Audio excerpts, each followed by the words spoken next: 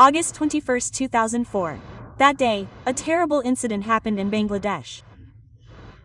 At that time, a grenade attack was carried out on the British High Commission in Sylhet and many people died there.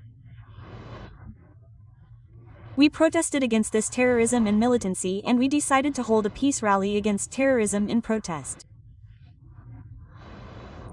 We wanted to hold this peace rally on the 21st at Muktangan. But the BNP government did not allow it. They were very hesitant. Because we had to campaign. That is why they did not give permission. We decided 2 or 3 days in advance that it was okay to start this peace rally in front of the Awami League office. And we did so.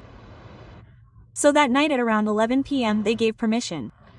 But the next day the program, so it was not possible to change it at that time. The microphones were already installed there. But we did not know how big a conspiracy there was behind it. When we were there, our stage was usually set on a truck and there was a ladder to get into the truck. When I went there to give a speech, I also gave a speech. I almost finished my speech and came back. One of us, the rally we were going to have, I told our city Awami League secretary Maya about the route of the rally, that you tell us the road. She told us the route. As soon as I finished my speech and came back, one of our photojournalists said, "Appa, I couldn't take a picture. If you could just take the mic." Quote. I knew his father. When we were in student politics, his father was a journalist for the Observer newspaper. A journalist. That's why when he told me, "Okay, the other photojournalists were also my uncles, Appa, can you give me a picture?" I really couldn't take the mic again when one grenade attack after another. I mean, right away. Our Muhammad Hanif was next to me. He immediately caught me and made me sit on the ground. He gave me complete cover. There was also Najib with us, and there was another boy named Mammon. They all surrounded me like a human shield. You can say that they tried to protect me by forming a human shield. But when they hit this grenade, there was a hotel next to it, Ramna Hotel, and on the other side was Ramna Market. Then on the other side was our Salamar Hotel. They attacked from 3 sides and were throwing grenades one after another. They threw 13 grenades. 9 of them exploded there, and the situation at that time is unimaginable. Even the grenade that was under my car burst.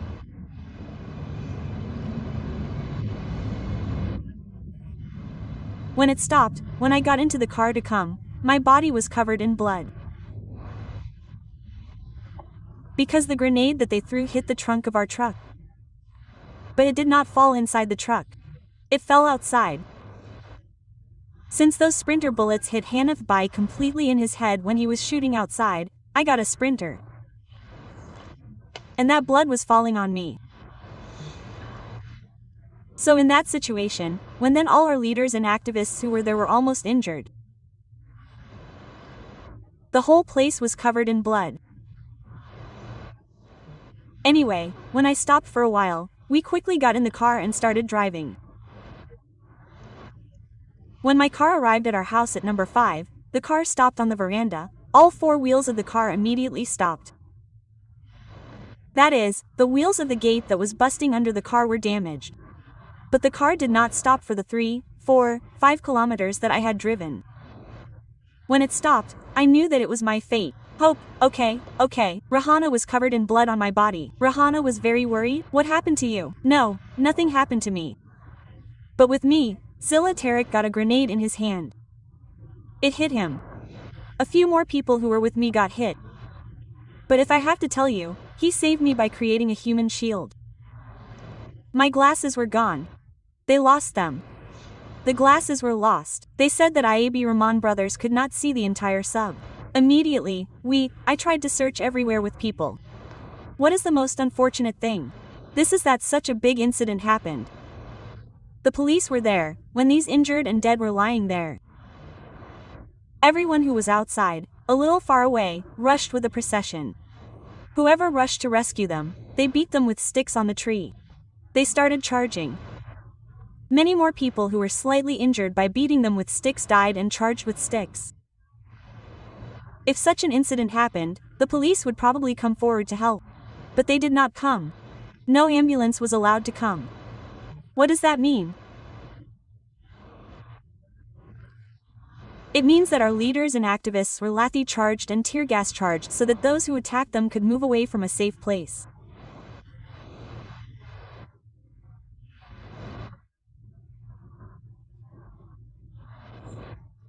If the government was not involved in this incident, then how heinous is it to throw an Arj's grenade, which is used in the battlefield to kill the enemy, at a rally of a group in broad daylight?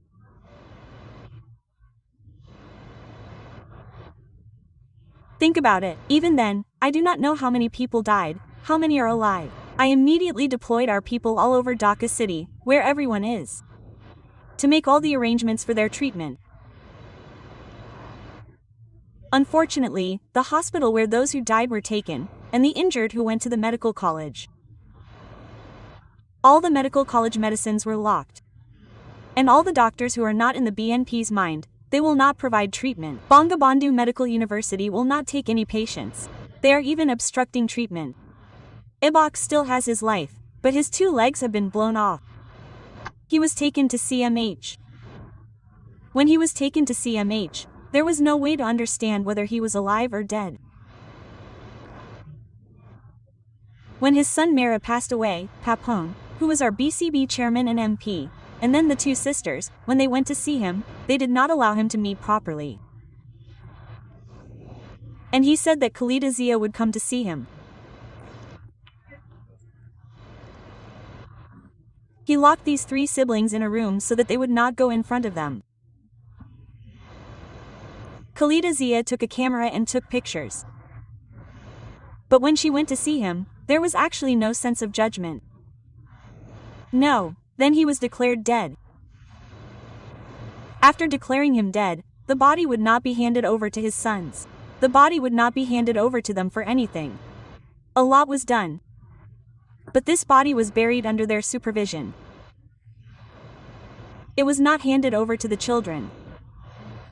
That is, they did not allow the deceased to exercise even the rights set after death.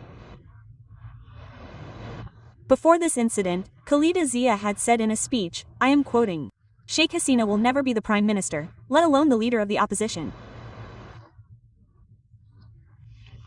This was probably in 2003 or the beginning of 2004. And the Awami League will not be able to come to power even for 100 years.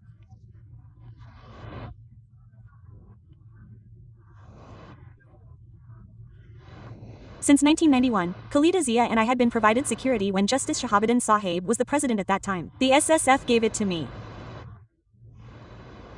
Exactly in 2003, Khalida Zia withdrew my security. I did not have the security of the SSF. What does this mean? They had a plan to kill me long ago. And for that, this is a plan to attack with a grenade. Where did this grenade come from? One of the grenades that was thrown later did not explode there. Another grenade was found inside the alley of Ramna Bhavan and Ramna Hotel. Another grenade was found inside the jail. But no investigation was done. No evidence was kept. And there must have been a lot of trouble in the city corporation at that time. The mayor was sending people to the city corporation and washing everything with water. I told our party leader Maya and the Juba League chairman Nanu that you should try to save the evidence.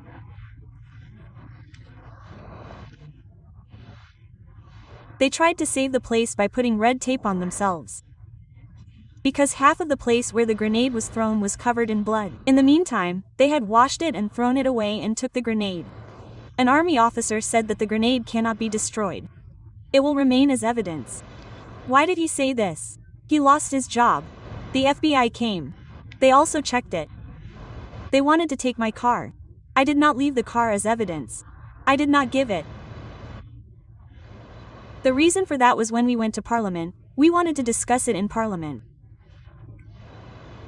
Khalida Zia would not allow it to be discussed. Will it be discussed again? where 24 people have died, including Iber Rahman, 22, and 2 unidentified people. And almost 1,000 of our workers are injured. Of them, about 500 are very, very badly injured.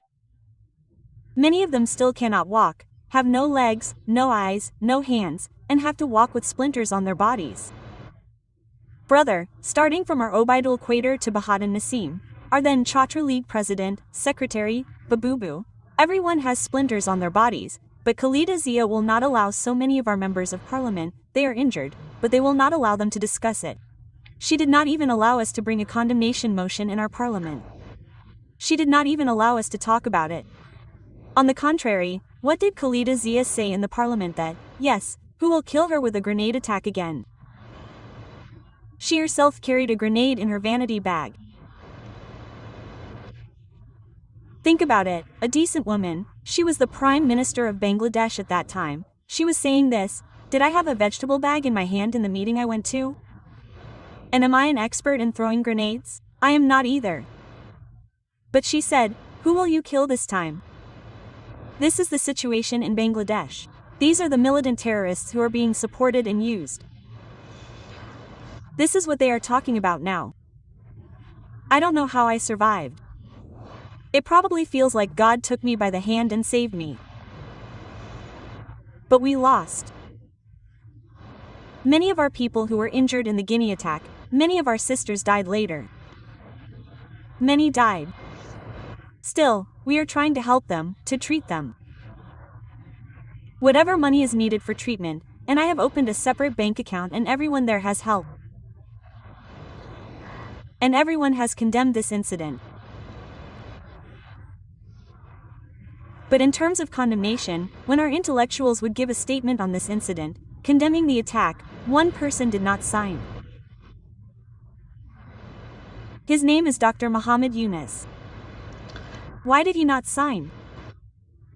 Now I think, was he also involved in this murder?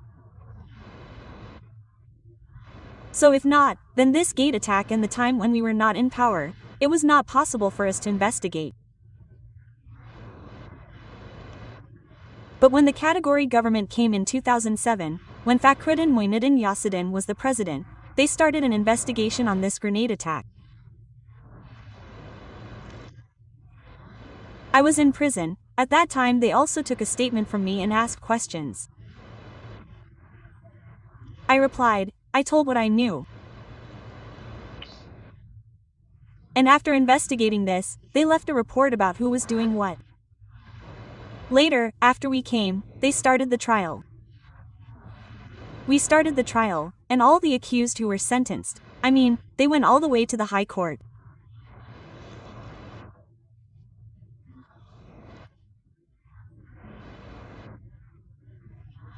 All those convicted defendants, Dr. Muhammad Yunus, illegally seized power with the support of the BNP Jamaat and the history of the seizure of power, which is not a movement of students or the people.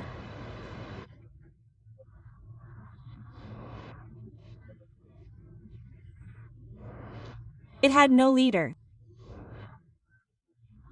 But the movement happened because it was meticulously designed by Yunus. On August 21st, I survived.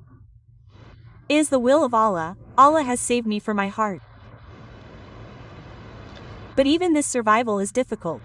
I have lost so many people. Allah, the Lord of the worlds, saved me on August 21st, 2004. He saved me again on August 5th. Inshallah. We will bring back peace and security to the people of Bangladesh.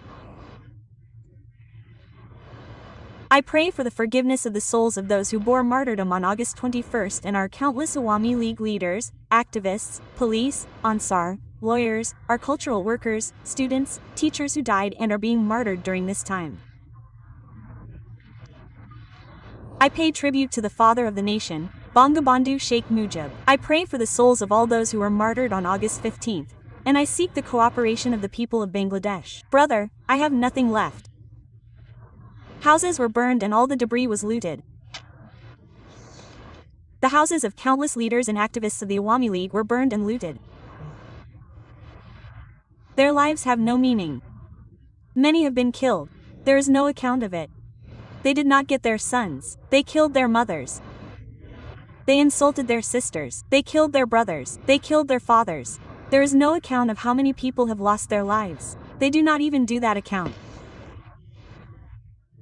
So the report that the UN gave today was in Eunice's report. It said 1,400 people died. But in the notification that Eunice issued again, it said 834 people. And only 600 people were helped. So, the UN got my question from this 1,400. So, their report is never acceptable.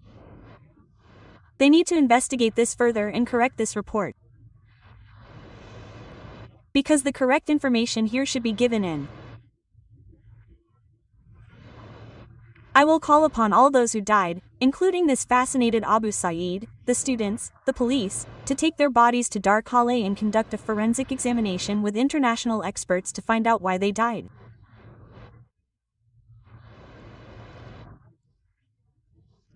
And who supplied those 7.62 bullets?